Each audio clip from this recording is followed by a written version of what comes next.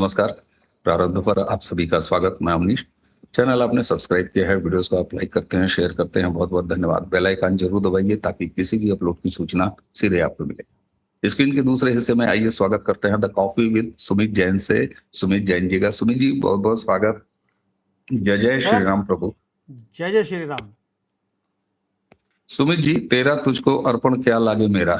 अभी 22 घंटे पहले मैं ऐसे ही आपका चैनल सर्च कर रहा था कि सुमित जी के क्या फीडबैक हैं, तो मैंने देखा कि ये आपने 19 लाख करोड़ रुपए हमारे गायब करा दिए साहब। और उस पर तुर्रा ये कि उस वीडियो में, ये करीब 15 मिनट 40 सेकंड का वीडियो है, इसमें आप ये कहते नजर आ रहा है कि भैया अभी तो ये शुरुआत है और अभी और चपत लगने वाली है। ये क्या है और इसके पीछे कारण क्या है? दर्शकों, जरा आपके साथ मैं भी सुनता हूँ। Over to you Sumit ji, please. ये क्या है? अवनीश जी, ये जो स्टोरी है, ये स्टोरी है धोखे की, ये है फ्रेब की। और ये कोई आज से शुरू नहीं हुआ, ये 1991 से ये चलता आ रहा है। अब आप बोलेंगे 19 लाख करोड़ रुपए तो हमारी मार्केट से पिछले 1-2 सालों में उड़ गए, हमारी आईटी इंडस्ट्रीज के कारण। लेकिन इसका जिक्र 91 से कैसे हो रहा है, उसका मैं बताता हूं। दुनिया के सबसे बड़े इकोनॉमिस्ट हमारे मनमोहन सिंह जी थे, हमारे फाइनेंस मिनिस्टर।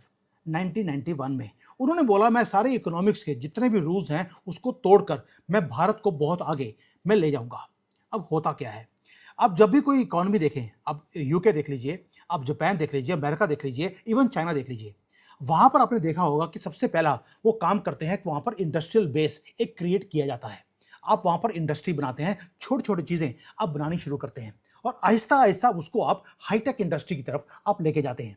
फिर आप आते हैं फ्यूचरिस्टिक इंडस्ट्री के ऊपर। मनमोहन सिंह जी बोले कि मैं तो सारा कुछ बाईपास करने के बाद सीधा मैं जो फ्यूचरिस्टिक इंडस्ट्री है वो है आईटी की, उसके अंदर एंटर करूंगा। हमने 91 में इंडस्ट्रियल बेस को क्रिएट ही नहीं किया, हमने आईटी का एक इंफ्रास्ट्रक्चर क्रिएट कर दिया।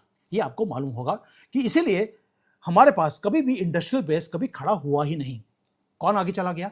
चाइना हमसे आगे चला गया, कोरिया हमारे से आगे निकल गया, लेकिन हम सिर्फ आईटी में हम खुश रहे। ये तो है first part of the story. दूसरा पार्ट क्या है? अब आईटी इंडस्ट्री ने साहब क्या किया?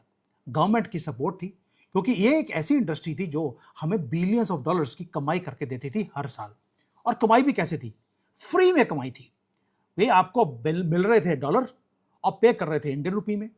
आपको एक जॉब दिया कि कोई सॉफ्टवेयर को क्रिएट करना है, आपने बोला साहब इसके ऊपर तो 1000 घंटे लगेंगे और 10 आदमियों की पे फोर्स लगेगी। आपने पैसे लिए अमेरिकन डॉलर्स में अकॉर्डिंग टू अमेरिकन सैलरीज, लेकिन पे किया भारतीयों को भारत में किसी गांव में किसी को 10,000 में लेकर, और आपने पैसे कमाए। आपने लाखों करोड़ों रुपए का आपको फायदा होना लग गया। लेकिन जब पैसा फ्री में आता है तो आपका दिमाग चलना बंद हो जाता है। जैसे अभी अभी बिहार में एक इलेक्शंस बीजेपी हार गई। किससे? किशोर से। क्योंकि आपके अंदर आ गया कि यार अब तो सब जगह पे हम वेस्ट बंगाल जीत गए, ये छोटी सी सीट हमारे लिए क्या चीज है। वही चीज हमारी आईटी इंडस्ट्री के अंदर भी वो हो गई। मुझे मालूम है उसका रेलिवेंस कुछ और है, बट मैं एक सिर्फ तर्क दे रहा हूं आपको कि कई बार ऐसा होता है कि आपको जब फ्रीली कोई जीत मिल रही हो तो आप दिमाग चलाना बंद कर देते हैं। अब हमारी इंडस्ट्री 4 लाख करोड़ रुपए का प्रॉफिट इनको होना शुरू हो गया एक साल में। साहब इन्होंने क्या किया? इन्होंने इनोवेशन के ऊपर काम ही नहीं किया कि जब फ्री में पैसे आ रहे हैं तो हमें ज़्यादा हिलजुल करने की ज़रूरत नहीं है। अब हुआ क्या है? 4 लाख करोड़ रुपए का प्रॉफिट आया, इन्होंने डिविडेंड्स बांट दिए। किसको? अपने शेयर होल्डर्स को। और मेजॉरिटी शेयर्स इनके प्रमोटर्स के पास, खुद के पास हैं, यानी कि 4 लाख करोड़ रुपए का डिविडेंड डिक्लेयर कर अपनी पॉकेट में डाल दिया। इनोवेशन के ऊपर इन्होंने काम ही नहीं किया। इसलिए जो आज आप देखते हैं कि हमारी मार्केट में से जो निफ्टी का जो आईटी सेक्टर है उसका जो ट्रेंड है वो ऑलरेडी नीचे आ चुका है।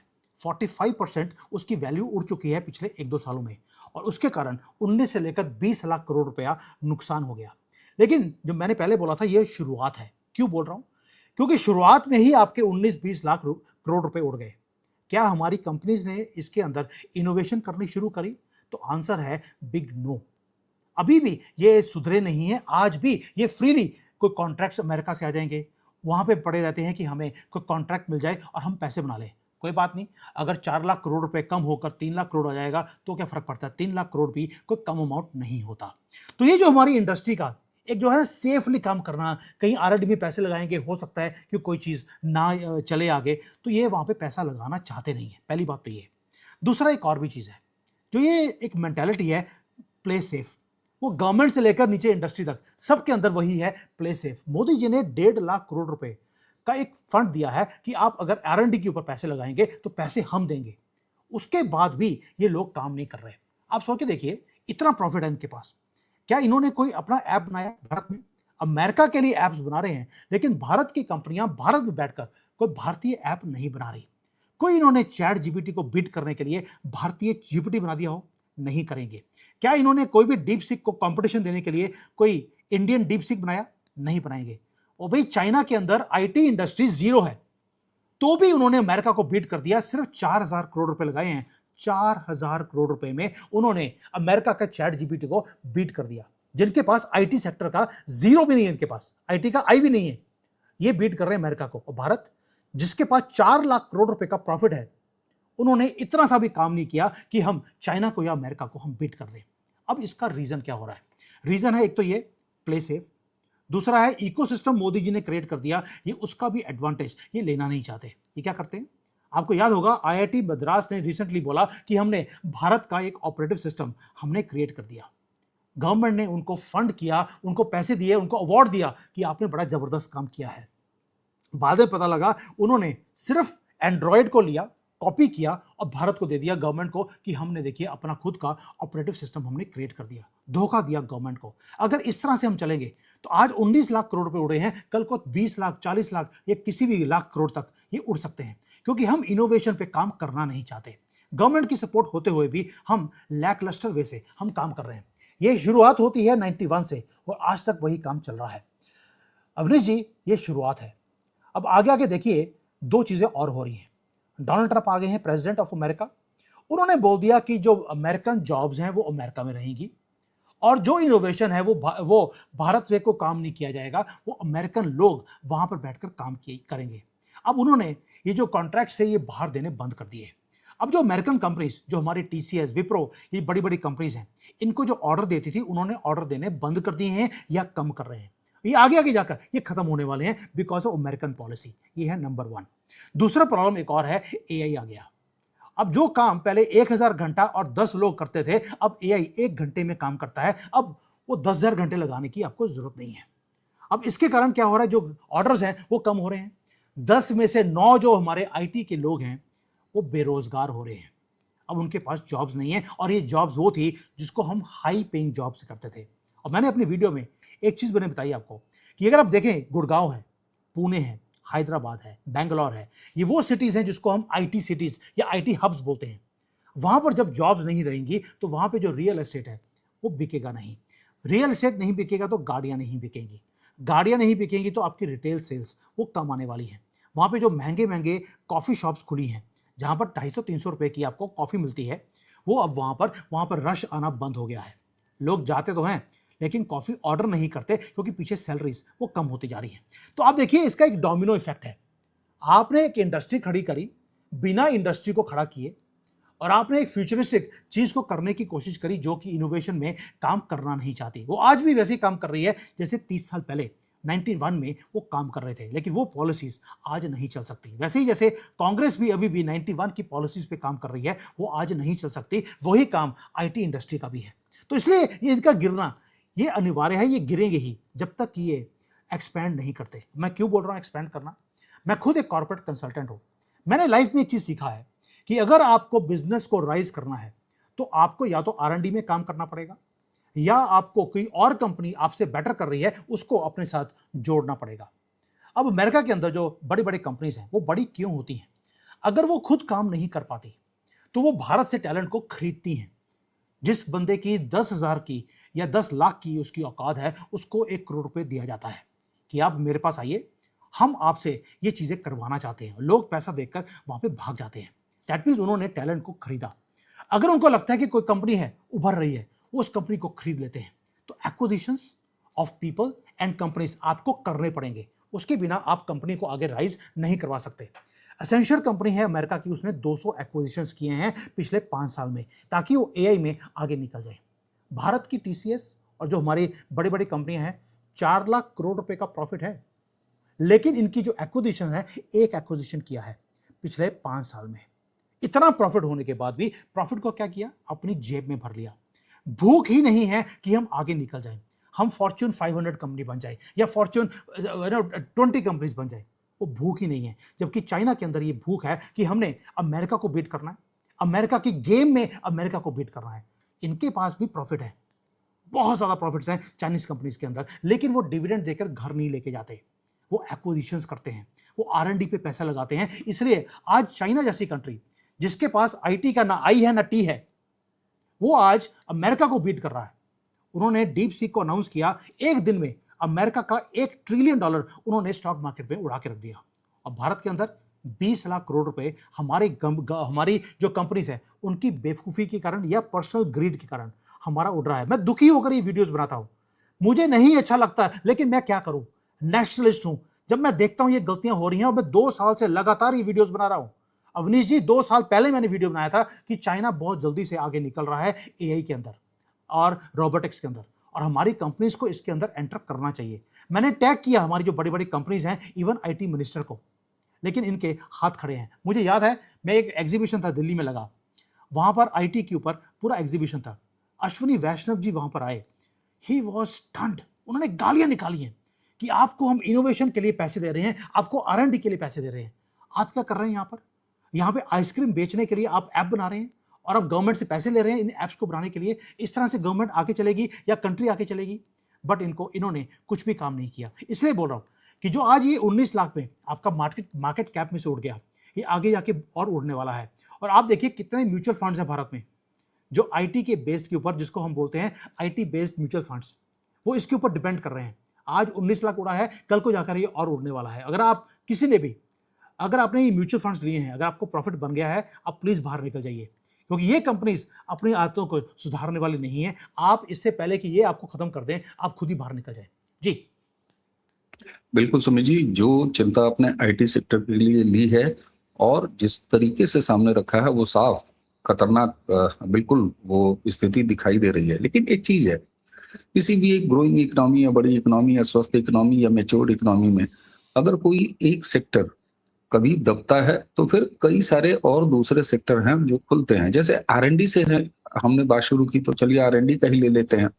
हम अगर देखते हैं तो हमारे रक्षा क्षेत्र यानी हमारा जो डिफेंस सेक्टर है, चाहे वो डिफेंस इंफ्रास्ट्रक्चर हो, चाहे हमारे डिफेंस कॉरिडोर्स हो या वेपन्स हो, उनकी परफॉर्मेंस और उसके बाद वर्ल्ड वाइड उसमें R&D, तमाम चीजें आप ड्रोन टेक्नोलॉजी में देखिए तमाम। तो ये कुछ नए ये एक नया इनोवेशन हो रहा है। अभी हमने देखा कि अंतरिक्ष के क्षेत्र में किस तरीके से स्टार्टअप वहां भी काम कर रहा है। तो क्या आपको लगता है कि बिल्कुल एक दौर IT का था, अब वो IT का दौर ढल रहा है क्योंकि हमने कोई अपने यहाँ स्पेसिफिक कोई रिसर्च नहीं किया, बल्कि हम केवल पेटी ठेकेदारी करते रहे कि लाओ तुम्हारा काम हम कर दें, हमको मोटा पैसा दे दो, उठा के ले जाओ। आप इन्हें प्रवासी मजदूर कह सकते हैं कि मोटा पैसा दो, हम तुम्हारा काम 24 घंटे में तुम्हारे खेत की बुआई कर देंगे। ये उसी तरह का मॉडल है जैसा पंजाब में हमारे बिहार और उत्तर प्रदेश के, पूर्वी उत्तर प्रदेश के बच्चे जाते हैं, मतलब लोग जाते हैं मेहनत कश। क्या आपको लगता है कि ये भरपाई पूरी होगी, वह भी तब जब ये सरकार इनोवेशन पर लगातार बात कर रही है, बल्कि न समझ पाने के कारण नाली से गैस जैसे जुमले और मजाक भी झेलती है। जब सच्चाई सामने आती है, गोबर पर गौमूत्र पर न जाने क्या क्या कहा जाता है, खैर वो अलग कर देते हैं। हमारे जो राजनीतिक नेतृत्व की अगर हम बात करें तो वही खुद इतने इनोवेटिव हैं कि आज जो पार्टियां सोशल मीडिया पर पैदा हो रही हैं, इन्होंने 2013-14 में सेल्फी ले लेके सिखाया था इसी मीडिया को, इसी सोशल मीडिया को, इन्हीं बच्चों को कि कैसे सोशल मीडिया हैंडल किया जाता है। तो क्या आपको लगता है कि ये भरपाई के भी सकारात्मक संदेश हैं? आपकी चिंता IT के लिए बिल्कुल जायज है। अवनीश जी, आपको सुनने में थोड़ा सा आज अच्छा नहीं लगेगा। मैं नेशनलिस्ट हूं, कोई कांग्रेसी नहीं हूं, आपको मालूम है इस चीज का। देश की हित में बात करता हूं और आज कुछ ऐसी चीजें रखूंगा आपके सामने कि आपका भी जो ये सोचने का ढंग है वो थोड़ा सा चेंज होगा। अब मैं तथ्य रखता हूं, इसके ऊपर बड़ी डिटेल में मैंने इन्वेस्टिगेशन किया और वीडियो बनाया था। क्या है, आपने बोला डिफेंस सेक्टर, अब ले लेते हैं डिफेंस सेक्टर को ही। उसके बाद मैं 2-3 इंडस्ट्रीज और बताऊंगा जो कि बड़ी उभरती हुई हैं, गवर्नमेंट बहुत ज्यादा भंगड़े डालती है इसके ऊपर। पहला है डिफेंस। हमारे राजनाथ जी ने अभी रिसेंटली बोला कि हम 67% जो भारत का जितना भी हमारा डिफेंस का जो इक्विपमेंट्स हैं वो हम भारत में बना रहे हैं। अब आप सुन के देखिए, तेजस को बनाते हुए हमें 40 साल हो गए। हमने बोला 70% 80% तेजस हम भारत में बना रहे हैं। मैं तेजस का एग्जांपल ले रहा हूँ। इंजन जिसके बिना आप प्लेन को उड़ा नहीं सकते, आज भी हम बाहर से ले रहे हैं और बाहर वाले हमें देते नहीं हैं। उसके जो इलेक्ट्रिकल्स हैं वो भारत में नहीं बनते, वो जर्मनी में बनते हैं। उसके जो एरोनॉटिकल्स हैं वो फ्रांस में बनते हैं। हम सिर्फ बाहर का ढांचा बना रहे हैं जो कि लोहे का होता है, और उसे हम बोलते हैं कि हमने 70% भारत में इस प्रोडक्ट को बनाया है। अगर टैंक है तो टैंक हम बोलते हैं 90% भारत में बना है, या 95% वो भारत में बना है। साहब आप क्या करते हैं, 70% और 90% का डेफिनेशन ये है, आपने प्रोडक्ट को लिया, उसका भार आपने वेट किया, वेट का 70% या 90% आप भारत में बना रहे हैं। लेकिन 90% में सिर्फ लोहा है जो भारत में आप ठोक रहे हैं और उसको बना रहे हैं, लेकिन उसका जो क्रिटिकल पार्ट्स हैं, उसके इलेक्ट्रिकल्स हैं, उसका जो सॉफ्टवेयर है, उसके अंदर जो इंजन है, वो आज भी बाहर से आ रहे हैं।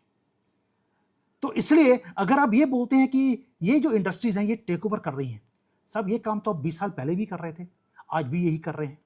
तो जो 20 साल पहले भी आप लोहा ठोक रहे थे, आज भी आप लोहा ठोक रहे हैं, इसमें कोई चेंज नहीं है। और मैं आपको दावे के साथ बता सकता हूं ये चीज, कि जो मैंने इन्वेस्टिगेशन किया, ये इन्वेस्टिगेशन मेरे पास कहीं से आई है, वो भी कहां से, हमारे दुश्मन कंट्री से।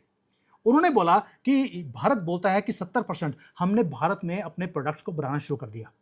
इलेक्ट्रिकल कहां से ले रहे हैं आप, इंजन कहां से ले रहे हैं, यहां तक कि एक जो बोरिंग मशीन होती है जिसमें हम टनल्स बनाते हैं, जिसमें हम मेट्रो के नीचे से रेलवे लाइन निकालते हैं, वो बोरिंग मशीन का एग्जांपल है कि हमने बोल दिया हम 90% भारत में बना रहे हैं। आपको जानकर दुख होगा, हैरानी नहीं बोल रहा हूं, दुख बोल रहा हूं, 20 साल पहले भी हम 90% पे थे। 20 साल पहले हमने उस मशीन्स को भारत में बनाना शुरू कर दिया था, तब भी 90% पे, आज भी 90% पे। और जो 10% है वो है क्रिटिकल पार्ट्स। उसके नाइफ होता है, जो अंदर से खुदाई करने के लिए वो नाइफ यूज होता है, उसके अंदर इलेक्ट्रिकल्स हैं, वो सारे जर्मनी से आते हैं। और आपको दुख एक क्यों हो रहा है मुझे, वो इसलिए है कि 2 किलोमीटर की टनल हमने बनानी थी, उसको बनाने में हमें 1.5 साल लग गया। चाइना उसे 1 महीने में बनाता है। चाइना भी 20 साल पहले 90% उस मशीन को चाइना में बनाता था, आज 100% बना रहा है। और 100% बनाने के बाद उसने दुनिया भर में इस मशीन को बेचना शुरू कर दिया, और दुनिया में मार्केट शेयर चाइना का 70% है। यानी कि पूरे दुनिया में कहीं भी बोरिंग मशीन यूज हो रही है वो चाइनीज यूज हो रही है। उनका सफर और हमारा सफर सेम शुरू हुआ था, हम आज भी 90% पर हैं। और हमें 1.5 साल क्यों लगता है और चाइना को 1 महीना क्यों लगता है? क्योंकि मशीन जब चलती है तो इसका ब्लेड टूट जाता है। जब ब्लेड टूटता है तो आप जर्मनी को फोन करते हैं, साहब हमारा ब्लेड टूट गया है। तो वो वहां से ब्लेड नहीं भेजते, वहां से पहले इंजीनियर आएगा, वो इसकी इन्वेस्टिगेशन करेगा कि ये ब्लेड टूट कैसे गया। जो कि एक पार्ट है वो टूटना ही है, जैसे कि आपकी गाड़ी में टायर है वो पंचर होना ही है। लेकिन आप सोचें, आपने मर्सिडीज गाड़ी ली, आपकी गाड़ी पंचर हो गई, तो वो बोले अमेरिका से एक या जर्मनी से एक इंजीनियर आएगा देखने के लिए ये पंचर हुई कैसे है, ये इसके अंदर कील गया कैसे है। वो पहले इन्वेस्टिगेट करेगा, उसके बाद वो बोलेगा उनको कि प्लीज मुझे पेचकस दीजिए ताकि मैं इसमें से कील को बाहर निकाल सकूं। उसके बाद उसको पंचर लगाएगा, इसमें महीना निकल जाता है। वही चीज हमारी हर मशीन में हो रही है। इसलिए जो हमारे प्रोजेक्ट्स हैं जो 1 महीने में पूरा होना चाहिए वो 1.5 साल में पूरा होता है। अब आप बताइए, आपने तो बोल दिया कि हमने एक ऑल्टरनेट इंडस्ट्री खड़ी कर दी है, सुनने में बड़ा अच्छा लगता है। मैं भी नेशनलिस्ट हूं, मैं बहुत खुश होता हूं इन चीजों को देखकर कि एटलीस्ट हमारी गवर्नमेंट मेक इन इंडिया पे काम कर रही है। लेकिन क्या हमारी इंडस्ट्री इसके ऊपर काम कर रही है? तो आंसर है वही जो आईटी इंडस्ट्री में हो रहा है। खाना पूर्ति है, लाखों करोड़ रुपए बनाए जा रहे हैं। मेक इन इंडिया में आपको पीएलआई स्कीम दी जा रही है। ये क्या कर रहे हैं, इन्होंने यहां पर लोहे का वेल्डिंग किया, पेचकस वाले बन गए हैं, बाहर से पार्ट्स को इंपोर्ट किया और यहां पर असेंबल कर एक्सपोर्ट करना शुरू कर दिया। इसका एक उदाहरण और देता हूं, तब आपको समझ आएगा कि क्या हम एक ऑल्टरनेटिव इंडस्ट्री खड़ी कर रहे हैं या नहीं कर रहे हैं। आईफोन और सैमसंग भारत में बन रहे हैं, हम बड़ा ही भंगड़े डाल रहे हैं कि 1.5 लाख करोड़ रुपए, 2 लाख करोड़ के हमने मोबाइल बेचने शुरू कर दिए। साहब आपने कभी आईफोन को खोल के देखा है या सैमसंग के मोबाइल को खोल कर देखा? उसके अंदर जो ऊपर की स्क्रीन है वो सैमसंग या कोरिया से बन के आती है, अंदर के जितने पार्ट्स हैं वो चाइना से आते हैं। आप उसको असेंबल करते हैं। पीएलआई स्कीम के अंदर आप 5% का जो बेनिफिट है वो गवर्नमेंट से लेते हैं।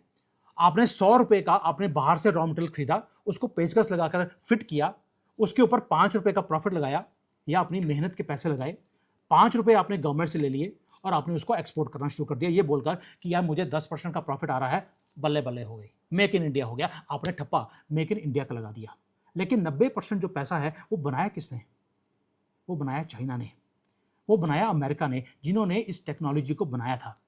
चाइना ने, बिल्कुल। जिन्होंने इस पार्ट्स को इन्होंने मैन्युफैक्चर किया था। आपने सिर्फ उसके ऊपर मेक इन इंडिया के अंदर आपने एक्सपोर्ट्स तो बढ़ा दिए, लेकिन भारत को सिर्फ 5% का फायदा हुआ।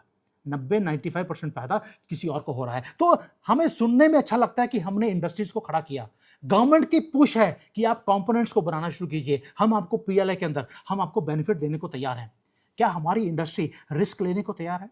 क्या आपको भारत का कोई भी ब्रांड दिखाई देता है जिन्होंने मोबाइल में, लैपटॉप पे, इलेक्ट्रॉनिक्स में कोई प्रोडक्ट बनाया हो? आप सुनेंगे लावा ने अपना मोबाइल बना लिया। लावा भारत का ब्रांड है, लेकिन उसके पार्ट्स भी चाइना से आते हैं। अगर इस तरह से हमारी इंडस्ट्रीज ये काम करेंगी कि गवर्नमेंट से 5% का बेनिफिट ले लीजिए, 5% मार्कअप लगा के बाहर निकाल लीजिए, सुनने में अच्छा लगता है मेक इन इंडिया। यस, हम कर रहे हैं, लेकिन जो क्रिटिकल पार्ट्स हैं, जो कंपोनेंट्स भारत में बनने चाहिए, वो आज भी नहीं बन रहे, क्योंकि हमारी इंडस्ट्री प्रॉफिट लेकर जेब में डाल लेती है, आर&डी पे वो पैसा नहीं लगाना चाहती। जी बिल्कुल साहब। और दर्शकों, सरकार की नीतियां, सरकार कितना प्रोत्साहन देती है, सरकार कितना पुश करती है, ये सारी नीतियों के स्तर पर होता है, लेकिन उसका फायदा कौन उठाएगा? उसका फायदा इंडस्ट्री को उठाना होता है। तो सुमित जी ने जितनी भी चिंता की वह भारतीय उद्योग जगत के लिए, मुझे लगता है कि हमें अब एक शेयर, क्योंकि शेयर इन्वेस्टमेंट तमाम लोगों के पास है, तो ऐसी कंपनियां या उन्हें फीडबैक ये दिया जा सकता है, एक माहौल अब बनना चाहिए कि देखो भैया आर&डी करो, ये ट्रेडर बन के कमाना, इकोनॉमी बढ़ जाएगी, नंबर बढ़ जाएगी, जो कि बढ़ते हुए दिख रहे हैं, लेकिन आधारभूत जो डेवलपमेंट है वो नहीं हो पाएगा। जी। अवरेज जी, मैं आखिरी चीज बोलना चाहता हूं। गवर्नमेंट की जो स्कीम थी, गवर्नमेंट बहुत स्कीम्स बनाती है, लेकिन जो लोग हैं वो स्कीम का तोड़ पहले निकाल लेते हैं, स्कीम बाद में बनती है। आपने जब पीएलआई स्कीम बनाई, आपको बोलना पड़ेगा कि आप अगर लोहे को ठोकेंगे तो उसके लिए आपको पीएलआई स्कीम के अंदर पैसे नहीं मिलेंगे। इसका जो क्रिटिकल पार्ट्स हैं, जो जो बाहर से आप इंपोर्ट कर रहे हैं, इसका भी 90% आपको भारत में बनाना पड़ेगा। आप जब तक ये स्कीम नहीं बनाएंगे तब तक ये चीजें चेंज नहीं हो सकती। तोड़ पहले निकाल दिया है इंडस्ट्री ने आपको बेवकूफ बनाने का। हम कितने देर तक बेवकूफ बनते रहेंगे? गवर्नमेंट लाखों करोड़ों रुपए पीएलआई स्कीम के अंदर वो बांट रही है, और लोग सिर्फ उसको खाने के लिए बैठे हैं, लेकिन उसको यहां पर प्रॉपरली इस्तेमाल करने के लिए वो नहीं लगा रहे। अब पीएलआई स्कीम के अंदर आपको पैसे मिलते क्यों हैं? इसलिए नहीं कि आप जेब में डाल लें। पीएलआई स्कीम में आपको पैसे इसलिए मिलते हैं ताकि आप उस पैसे को लेकर आप यहां पर उस कंपोनेंट्स को बनाना शुरू करें, जो हमारी इंडस्ट्री बनाना ही नहीं चाहती। वो पैसे लेते हैं, अपने आप को डिविडेंड देते हैं और घर को चले जाते हैं, आराम से जाकर सो जाते हैं। जी बिल्कुल। और इसीलिए ये बात है कि आपको राष्ट्र निर्माण में ट्रेडर बन के नहीं, ट्रेडिंग भी एक अलग विधा है, वो भी करने वालों को करने दीजिए, 5% 10%, लेकिन आपको आधारभूत संरचना डेवलप करनी ही होगी, नहीं तो ये चीजें बहुत लॉन्ग टर्म नहीं जाएंगी। तो सरकार और समाज, इंडस्ट्री, इसका भरोसा, और इसीलिए सब कुछ सरकार नहीं करती, बहुत कुछ समाज को करना पड़ता है, बहुत कुछ नागरिकों को करना पड़ता है, उसमें सबके अपनी अपनी हिस्सेदारी है। मुझे लगता है दर्शकों, इस पर्सपेक्टिव से आप ये मत समझिएगा। और हाँ, सुमित जी भी उन्होंने कई बार कहा कि भाई नेशनलिस्ट हैं, लेकिन जब तक हम अपने चश्मे नहीं खोल के रखेंगे, और हमारे पीएम भी कहते हैं पॉलिटिकल पंडितों, अपना चश्मा बदलो, साफ करो और सम्यक नजर से चीजों को देखो। उम्मीद है आज की ये चर्चा सुमित जी के साथ आपको एक अलग पर्सपेक्टिव देगी, भारतीय इकोनॉमी में कहाँ हमारी कमियां हैं और कैसे हम उसको दूर कर सकते हैं। तो अगर आपको तनिक भी सार्थक बात करते हुए ये वीडियो लग रहा हो तो इसे आगे जरूर बढ़ाइएगा, चैनल को जरा सब्सक्राइब करते जाइए। और सुमित जी जब भी प्रारब्ध पर आए तो नोटिफिकेशन आपको मिले, इसलिए नोटिफिकेशन भी ऑन कर लीजिए। तो आज की चर्चा अब यहीं समाप्त करेंगे। मुझे यानी अवनीश और सुमित जी, हम दोनों को आज्ञा दीजिए। नमस्कार, प्रणाम, जय जय श्री राम। जय जय सिया राम।